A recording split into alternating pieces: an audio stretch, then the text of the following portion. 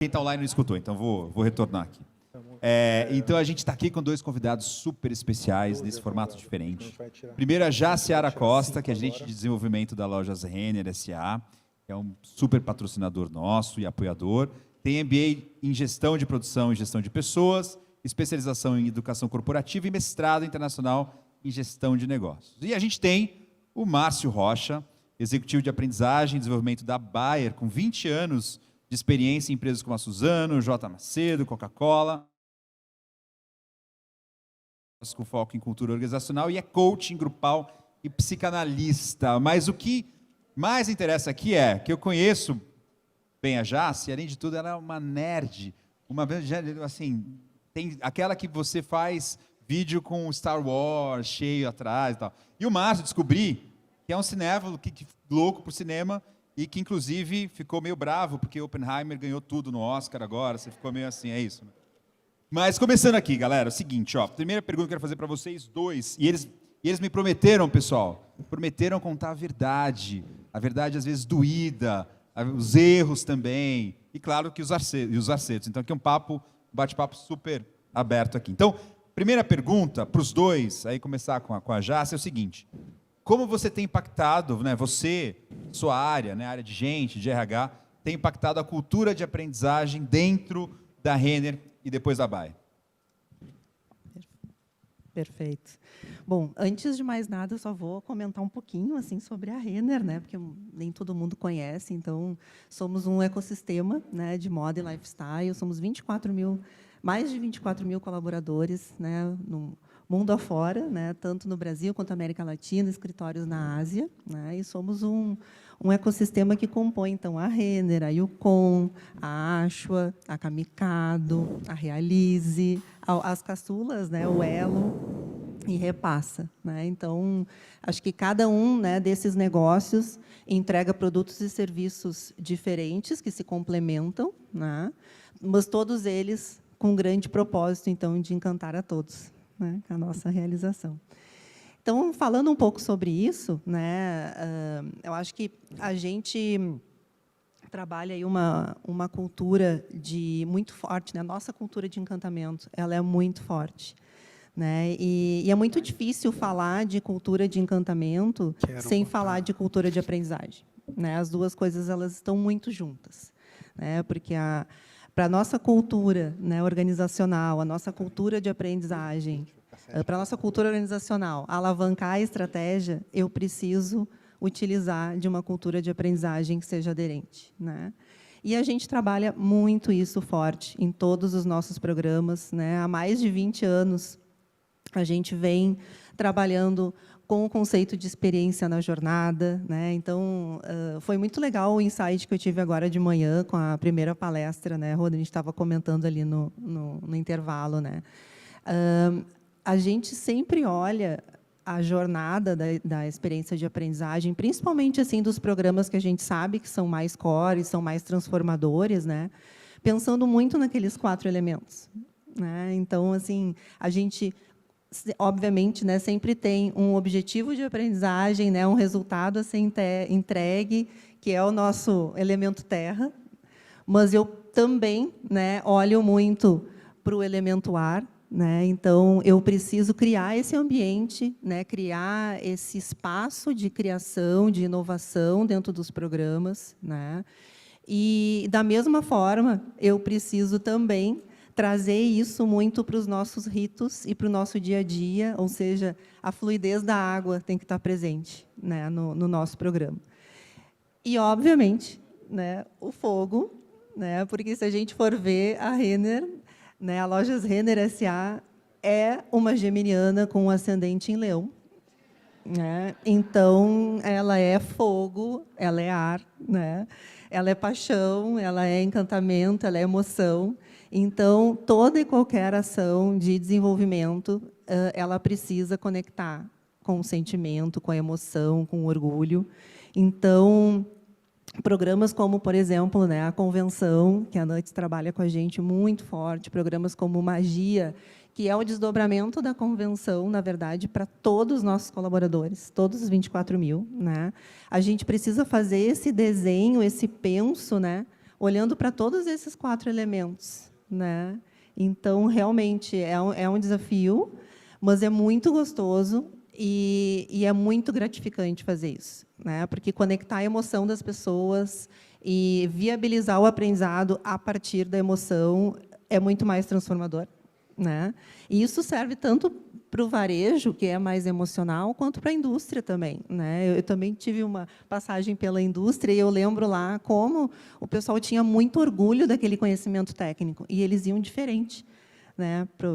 No caso, né, para os treinamentos, né, ou até mesmo para ensinar como facilitadores, né? Um pouco isso. Muito bom, Jéssica. Obrigado. Márcio, e lá na Bayer, como que é? Que a cultura de aprendizagem faz parte do dia a dia, iniciativas, enfim.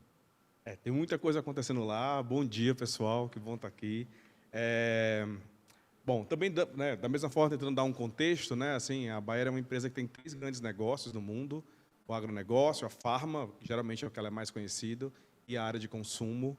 E é uma empresa de 125 anos, então, né, é uma senhora empresa. E acho que para falar de aprendizagem na Bayer, a gente tem que contextualizar um pouco sobre o que a transformação que a gente está vivendo hoje. Acho que nos últimos 10 anos, a Bayer ela tem se renovado muito. Muitas discussões importantes e relevantes têm surgido que suportam e apoiam os movimentos de aprendizagem, como questões de inclusão e diversidade, transformação digital, flexibilidade no trabalho.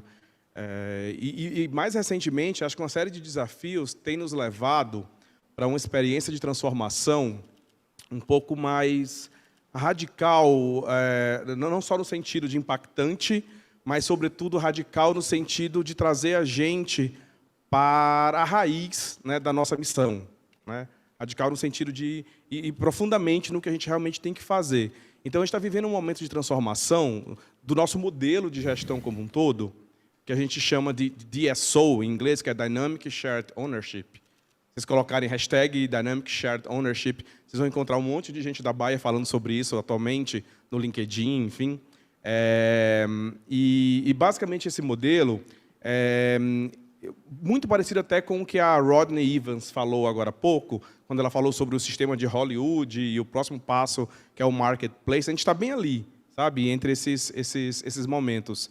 Então, a gente tem feito uma revisão, na verdade, no nosso modelo, em estruturas, em prioridades, criando cada vez mais equipes autogerenciáveis e tendo uma organização que vai estar cada vez mais focada na missão em si. Então, eu lembro que a Rodney mostrou no Hollywood lá os mission teams, né? O mission, based mission, alguma coisa assim, a forma que ela mostrou. E é exatamente isso que a gente está fazendo.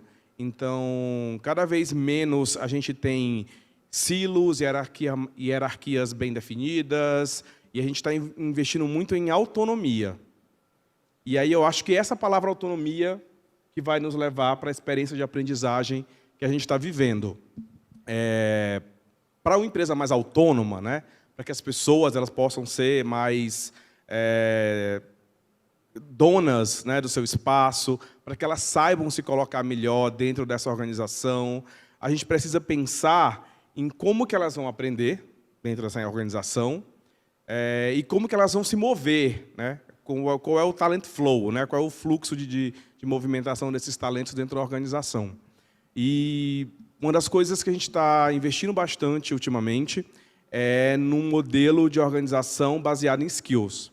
Então, a gente pensa agora em desenvolver pessoas, em criar aprendizagem, cada vez menos baseado em job, cada vez menos baseado no cargo que elas ocupam ou no cargo que elas vão ocupar no futuro, e muito mais focado em entender que skills cada uma dessas pessoas tem, que skills elas querem desenvolver e como que a gente pode criar um ambiente, né, que ajude elas a avançar nesse desenvolvimento. Para isso, a gente tem uma plataforma nova que está sendo implantada agora, esse ano, o Talent Marketplace, né, que no conceito, né, de marketplace é exatamente o que a gente conhece do mercado, né, é um lugar onde a gente compra e vende coisas. Então, a maneira mais simples que eu tenho de explicar o Talent Marketplace para skills É um lugar onde a gente compra e vende talentos e a moeda é skill. É mais ou menos isso. Isso dentro da organização. Então, é uma plataforma onde todo mundo se conecta, meio como no LinkedIn, cada colaborador tem o seu perfil. Nesse perfil você tem as suas skills e todos os projetos que estão sendo lançados dentro da empresa, todas as missões que estão sendo criadas, as posições que estão surgindo, também são ofertadas dentro desse marketplace. E a inteligência artificial, naturalmente, faz essa conexão. Então, por exemplo, eu estou lá, tenho o meu perfil, tenho as minhas skills, e aí chega uma mensagem para mim. Márcio, em tal região ou em tal área, um projeto está sendo iniciado que requer skills como a que você tem. Que tal você se conectar com as pessoas desse projeto? E aí eu, autonomamente, vou avaliar, faz sentido, não faz sentido, quero me conectar, não quero me conectar. E aí a gente vai criando esse ambiente, através da inteligência artificial, que nos ajuda a promover esse aprendizado, que vai se dar learning by doing, né, assim, nessa interação das pessoas, nesse talent flow, pelas missões, e já está conectado também com os nossos LMS, com os streams que a gente tem de desenvolvimento. Então, eu diria que autonomia e skill são as duas palavras que estão na essência do que a gente está investindo hoje em sistema de aprendizagem. Que legal essa moeda de troca, né? Uma plataforma que você troca skills é genial, genial. Já sobre outra coisa aqui, né? Eu sei, conheço, a Renner fala de cultura muito antes dessa onda toda e dessa importância que tem se dado à cultura e tem que se dar mesmo. Quais são os aprendizados, assim, os acertos nessa condução de cultura? Onde você acha que lá atrás teve, eventualmente, aprendizados ou erros que vocês aprenderam nessa jornada de cultura, né? Que vocês levam muito, muito a sério há muitos anos, assim, Jaci? Com certeza. Acho que, como eu falei, assim, falar de cultura e cultura de aprendizagem se mistura muito, né? E acho que é importante aqui só dar um passinho atrás, assim, né, para a gente poder entender o que é encantamento, né? Então, assim, encantar é fazer o que não se espera, né? A gente tem até um hino disso, gente, é incrível. Encantar é ver o que ninguém enxerga. Encantar, né, é agir com motivação, com gana, né, com garra, né? E encantar é ser humilde, é uma vida com humildade, ou seja, né, é o servir do varejo, né? Então, quando a gente olha para isso, que é o cerne na nossa cultura, a gente sempre pensou muito assim, aprender sempre algo novo é essencial. Porque como é que eu vou encantar e estar sempre superando a expectativa, seja num cliente interno, seja num cliente externo, se eu não buscar novidade? Né? Se eu não buscar algo que vai superar ele, se eu não ouvir o que ele quer, se eu não estar atento aos movimentos dele, às mudanças, tanto do cliente externo quanto do interno, né? Porque o cliente externo também tem um ponto super importante aí. Então, ao longo dessa jornada, a gente sempre teve muito presente esse protagonismo, né? Esse ser dono do negócio, com coisas que a gente foi aprendendo ao longo dessa jornada, né? O cliente interno, né, o nosso colaborador, ele quer protagonismo. Às vezes, ele não sabe muito bem como fazer, né? Então, exatamente, dar esta possibilidade dele enxergar projetos, dele enxergar vagas, né, dele enxergar oportunidades de movimentação ou de experiências, de um job rotation, de um the job, enfim. Tudo isso, né, faz muito parte da nossa cultura.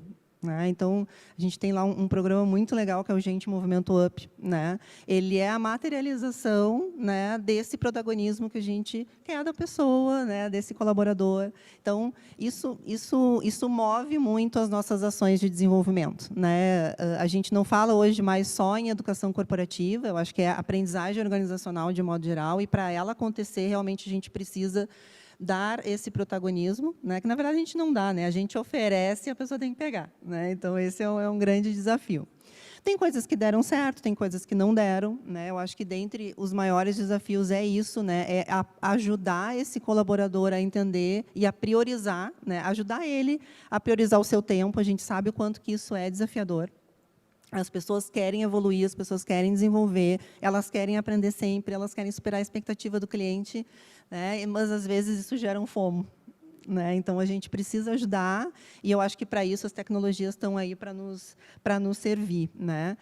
Acho que uma coisa que a gente mudou, assim, não mudou, mas a gente trabalhou mais forte nos últimos tempos, principalmente aí na última década, digamos assim, trabalhar mais a nossa marca empregadora com esse viés.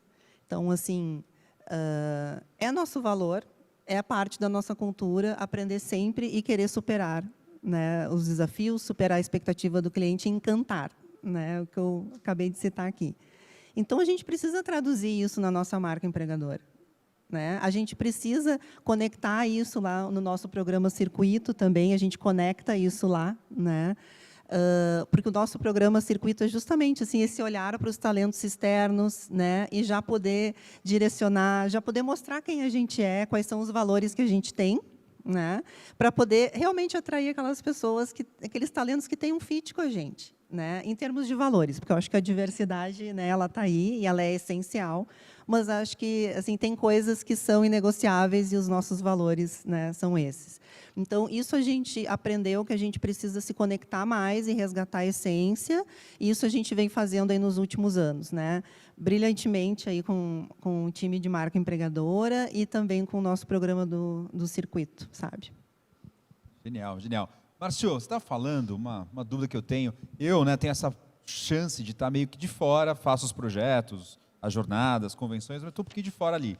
E quando você fala da importância da autonomia, me vem muito à cabeça o seguinte: a gente fala muito e acredita na autonomia, mas eu enxergo muitas vezes nas empresas que, ao mesmo tempo, assim, caramba, naquele treinamento, naquele momento, a gente teve 98% e as pessoas tinham que participar daquele momento e acabou que a autonomia, às vezes, é isso, você, eventualmente, achar que aquilo não é para você. Como que, eventualmente, você enxerga e você lida com essa questão de dar autonomia, mas, ao mesmo tempo, há uma cobrança ali de 100% de participação, Não sei se fui claro aqui nesse ponto. Que eu acho que é um ponto, todo mundo aqui, eu acho que passa por esse dilema, né? Não, foi bem claro, sim. E é muito bom pensar sobre isso, né? Eu falei em autonomia, você falou em protagonismo, né? Palavras estão no mesmo grupo semântico aí do que a gente espera, né? De posicionamento de um colaborador diante do seu desenvolvimento, na sua aprendizagem. E quando eu penso nessas palavras, né, em como a gente lida com elas dentro da organização, eu acho que a gente tem que entender que autonomia, protagonismo, não é se vira sozinho, né? Ou seja, não é não ter estrutura e ambiente para as coisas acontecerem. Então, o que a gente tem feito, né, é criar condições para que, quando você falou assim, né, a pessoa, eu não quero entrar nesse treinamento, eu não vou para esse, né, parece que assim, cada um agora vai aprender o que quer, né? E sim, é aprender o que quer, mas eu acho que o que a gente tenta promover é que não seja necessariamente o que quer, mas o que faz sentido, né? Para que essa pessoa entenda o que faz sentido ser desenvolvido nesse momento. Então, se eu sou um líder, né, estou em desenvolvimento, e eu não preciso entrar, por exemplo, numa academia, naquele modelo mais tradicional, onde eu vou ter que cumprir passo A, passo B, passo C, treinamento nível 1, treinamento nível 2, se a demanda que eu preciso, o que eu quero desenvolver, está lá no passo 3, entendeu? Então, assim, eu posso ir direto no que eu preciso. O que vai me fazer ter essa clareza? Né? Primeiro, me conhecer, né? Então, estou lembrando do que a Eida falou logo no início, né? Então, primeiro é proporcionar um ambiente onde as pessoas possam se conhecer, possam conhecer quem está trabalhando com elas, para que elas entendam o que elas podem aprender ali dentro daquela relação, né? E entender, por exemplo, nesse esquema de skills, onde que elas vão poder contribuir realmente na organização, né? Então, como eu faço escolhas de onde eu vou colocar o meu esforço, onde eu vou colocar a minha energia, onde eu vou investir o meu tempo, tem a ver com o que eu quero aprender, com o que eu quero desenvolver. Então, acho que a relação entre autonomia e aprendizagem é essa, né? Genial. É de você possibilitar que a pessoa encontre o sentido do que ela está vivendo até ali dentro, né? Seja Genial. na entrega, seja no desenvolvimento. Genial, genial. Tempo está acabando aqui, acho que dá tempo de mais uma, Jace. Acho que não sei se a turma aqui sabe, mas a Lojas Renner, né, teve uma história que a gente está falando de imaginação radical, né? E ao longo do tempo, acho que tem muitas coisas que eu fui descobrindo, que acho que vale a pena citar, aonde a Renner imaginou de maneira radical nesse tempo, uma empresa pequenininha de Porto Alegre, que saiu de lá. Acho que é isso, eu queria engatar mais uma, que eu acho que eu estou aqui morrendo de vontade de perguntar, mas acho que citar alguns pontos assim, eu acho que seria legal para a turma saber, né? Com certeza. Bom, né, a nossa geminiana com ascendente em Leão, né, é uma cinquentona também, né?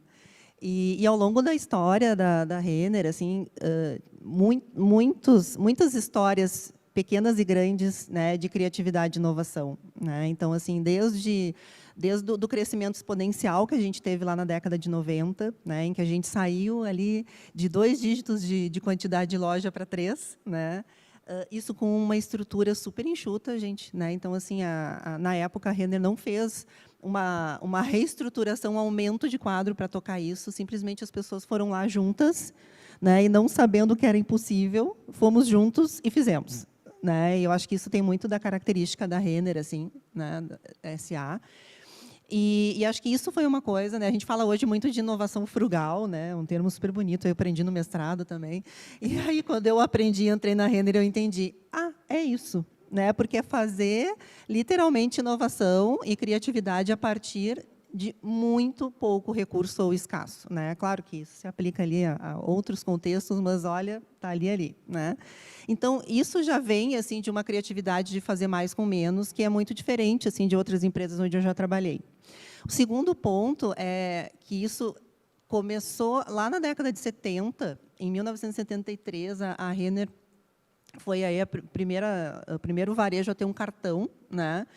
E isso se deu muito para antecipar um movimento da sociedade que era a entrada das mulheres no mercado de trabalho, né?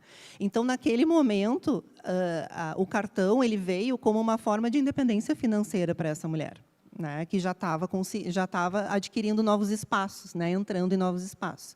E isso veio de lá para cá, né, continua sendo uma bandeira, né, digamos assim, a nossa marca é cúmplice da mulher, né, e é a cliente principal, assim, é o mais forte, digamos assim, mas a bandeira de diversidade e inclusão tem sido pauta frequente, né, e a gente tem muito orgulho assim tanto do posicionamento que a gente tem nos rankings, né, de sustentabilidade, diversidade e inclusão, né, quanto de todo o movimento e os desafios que a gente tem, principalmente do compromisso público que a gente tem aí em 2030, e a gente está trabalhando para isso, assim. Então, e no final, agora, acho que no último ciclo, né, Rodri, assim, a gente vem exatamente pensando em como a gente aprende mais com os ecossistemas de startup, né? Então, essa mudança, né, de modelo de negócio, né, de várias unidades de negócio para um ecossistema especializado, né, em moda e lifestyle, ele vem também como uma inovação, essa um pouco maior, né, e que já vem de mais tempo, né, mas impacta muito em como a gente movimenta, né, o mindset, como é que a gente prepara as pessoas para esse potencial de inovação aberta que a gente tem, principalmente agora nesse modelo de negócio, né? Então, Genial, dureza. O zerinho do timer está gritando ali para mim, então tinha umas 2 perguntas, a gente não vai conseguir fazer, então sobrou ali, depois a gente manda essas perguntas para vocês, se vocês puderem na plataforma responder, vai ser ótimo. Agradecer demais vocês dois aqui, palmas para a Bayer e para a Renner por esse trabalho incrível. Conrado, vem, quando a gente sai do palco, venha, Conrado, volte para cá. Desligaram o microfone, que aparentemente estava aberto no online, minha esposa não está aqui. Aí me avisaram, o pessoal do online, peço desculpas. Mas era muita emoção do abraço ali, a gente está tirando, gente, não sei como é que vocês conseguem tirar isso em 2 minutos, time da produção, obrigado demais. Time que está filmando também, obrigado.